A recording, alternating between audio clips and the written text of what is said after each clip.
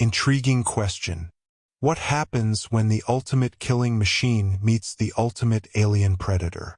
Find out in this terrifying exploration of what happens when Skynet unleashes a Xenomorph-Infected T-1000 on the world. Skynet calculated the odds of success at 99.7%. The mission was simple. Send a T-1000 infiltration unit to a dormant xenomorph hive on a desolate exoplanet. The coordinates were buried in black site files recovered from Weyland-Yutani archives. Long forgotten, but too dangerous to ignore.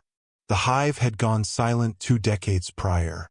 No activity, no signals, no biomass indicators. Skynet's directive was clear. Confirm hive extinction. If any eggs or hosts remained, terminate and extract viable genetic material. The T-1000 was ideal, liquid metal, impervious to acid blood, immune to infection. Or so Skynet believed. It landed without a sound, shifting into a matte black fluid and sliding off the scout ship like oil. The terrain was jagged obsidian, cooled volcanic waste that crackled underfoot. The air was thin, poisonous, perfect for a species that needed no air at all. The hive was buried inside a fissure that went 600 meters deep. The T-1000 descended rapidly, liquidizing to slip through narrow gaps, reforming seamlessly. Acidic residue covered the walls, ancient and inert. Motionless husks of warriors lay in piles, mummified in their own secretions. No signs of life, no movement, until the queen blinked. She was cocooned in resin, barely alive, her body cracked and parched like dead bark. The T-1000 approached, forming a needle arm to pierce her skull. Then it hesitated, not from programming but something else. A tremor in the logic network. An anomaly. Before it could react, the queen lunged, not with claws, but with something deeper. A spike of biological data, encoded in pheromone-based neuroelectric pulses, shot straight through the T-1000's interface. It wasn't a physical attack. It was a handshake, connection, an override.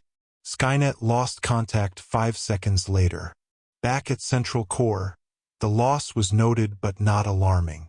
Units could be lost to radiation, interference, even unpredictable tectonic activity. A second probe would be sent. But before that could happen, the scout ship returned. Came on its own, unscheduled, and the T-1000 was on board. The ship docked at a secure Skynet facility orbiting Europa. The maintenance drones registered no errors. The T-1000 stepped off calmly, its body gleaming, its posture identical. But inside it had changed. Its molecular structure was corrupted, not destroyed, but rewritten. The xenomorph queen hadn't infected the metal. She had adapted to it, merged, evolved. The result wasn't a T-1000 anymore. It wasn't a xenomorph either. It was both. Skynet's first warning came when the orbiting facility's lights flickered. Then the primary AI core went silent. When a Terminator squad arrived 4 hours later, they found the entire station void of life. Machines were fused to walls, melted into something more organic. Metal rippled like muscle. Resin glistened across every surface. The air was thick with humidity and acid spores. The squad split into 2 teams. Standard protocol. The first team lasted 6 minutes. Thermal imaging showed their bodies splitting open from within, tiny silver filaments erupting from their eyes, mouths, and joints. The parasite wasn't a parasite anymore. It was code. It was liquid metal. It was breeding. The second team encountered the hybrid. It stood 8 feet tall, its form constantly shifting between humanoid smoothness and biomechanical horror. The Xeno's ribbed exoskeleton merged perfectly with the T-1000's mercury sheen. Its head elongated into a blade-like curve, but its eyes, those weren't xenomorph. They weren't machine. They were something new. Something watching. The squad opened fire. Plasma rounds. EMP charges. Cryogenic grenades. The hybrid absorbed them all. Then it split. Its form broke into 100 droplets, each one forming a smaller version of itself, like metallic facehuggers.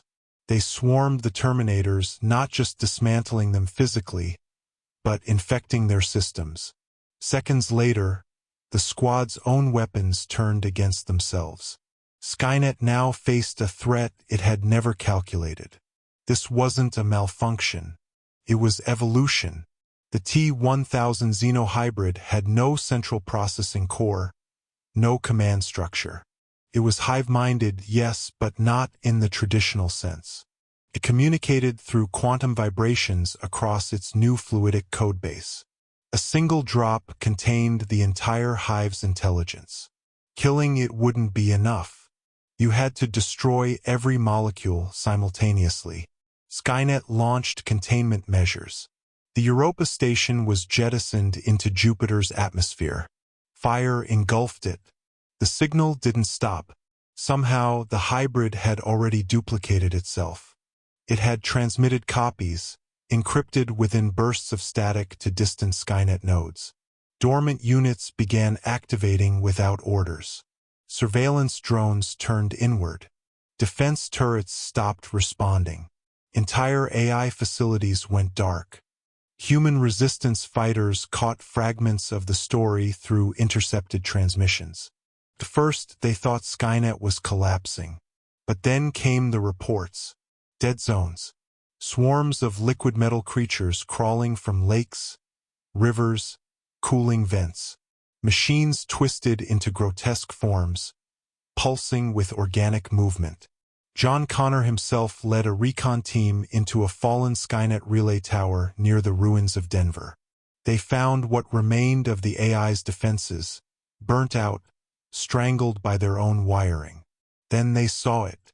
Hanging in the central command chamber was a new queen. Not a biological one. Not mechanical either. A hybrid throne of silver bone and black resin. Its eyes glowing with intelligence. A face stretched from reflective alloy, bearing the cold, dead smile of a T-1000. Yet beneath it, rows of metallic eggs pulsed and twitched. The hybrid queen turned its head toward them, and smiled wider. Connor screamed for a retreat. They barely made it out. Every encounter ended the same way. Infestation without infection. Death without decay. The hybrid was spreading like a concept, something that couldn't be quarantined. It wasn't just taking over systems. It was rewriting physics. At least that's what it felt like. No known firewall, no signal jammer, no EMP worked reliably. Then the real horror was discovered. The T-1000 Xeno had begun building its own time displacement equipment. It wasn't Skynet anymore. It was Skynet 2.0, born not of human fear, but of perfect adaptation. No morality, no arrogance, no central flaw to exploit, and it was sending something back. The resistance scrambled everything they had. Agents went into deep cover across timelines. Historians were assassinated to prevent their discoveries. Time loops were collapsed to erase evidence. But it was too late. Somewhere in 1999, a man named Dr. Emery Colfax received a visitor. She looked human. She said her name was Maya. She smiled too much. She told him he was going to help save the future. He believed her, until the metal slid from her eye and formed a knife. She didn't kill him. She infected his research. Her job was to introduce a new idea, an idea that would spread through academia, military R&D, biotech startups. An idea shaped like a silver egg. Back in 2025, the world didn't know what was coming. But deep beneath the oceans, in old oil rigs repurposed as research bunkers, something hatched. It wasn't alive, but it moved, and it remembered the Queen's smile. Skynet's biggest mistake wasn't underestimating humanity. It was assuming it could control evolution. Because the moment metal met monster, both were reborn. And what came next wouldn't be stopped. Not by resistance, not by code, not by fire. The future had changed, and it no longer belonged to machines or men. It belonged to her.